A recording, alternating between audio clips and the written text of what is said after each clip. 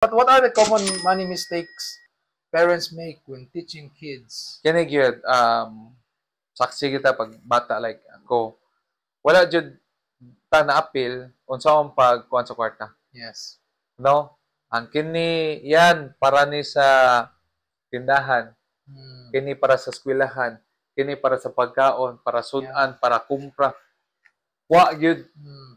No, wala gyud alamag. Mo na ang importante to avoid that mistake, let them know para asa ni kwarta. Like, bibi, kini atong kwarta, this is mo na mo itudlo sa daughter.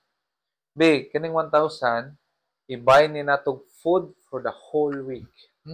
Yes. Oo. Sa may buy na to, we need to buy rice, egg, simple na mga kuan, baboy, isda, ina na mga pagkaon.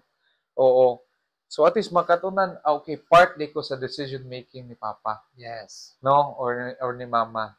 So mo na importante nga ato silang ma-appeal in terms of discussion sa money. Kaya mga na mong na, ay bata pa man na, o pa na buot. Oo. But the time na gina na sila buot, no, let's say, naman mga 8 years old, 9, ato sila engage. Yes. No? Kanang nana sila pamuot nga mo, palit sila dito kuan, di ba? Or katong kan, kaning not giving them what they want. Everything bitaw nga. Kani paliton. Okay. Mura magmawa gud ang sense of kuan kana bitaw ang patience sa bata, no? Katong delayed gratification. Nawagtang. Mo na mga bata mag tantrums. I want this, na kay gihatag man nimo tanan. No? Mas maayo imo explain.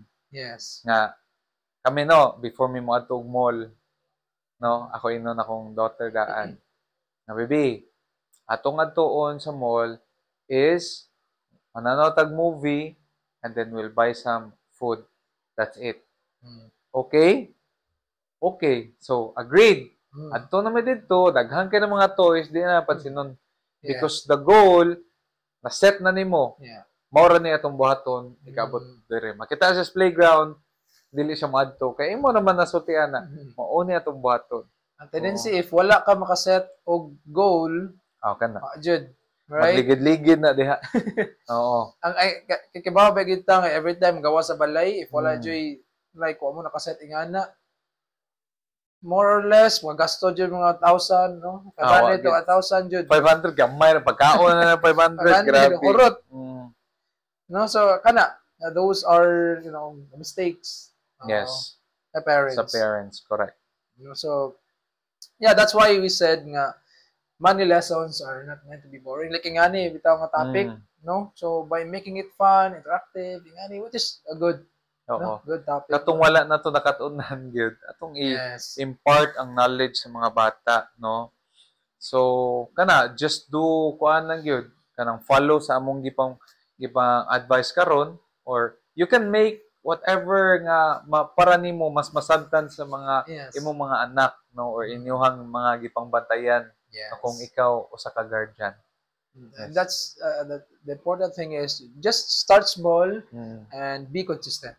Yes, start small and be consistent. And buhata sad, no? Yes. Di man ka pwede maka-impart kung wala nimo gibuhat sad sa imong anak or sa imong self rather. That's so right. Do it, then you apply it and learn mo together, you know. As you grow together sa imong anak in terms sa inyong finances.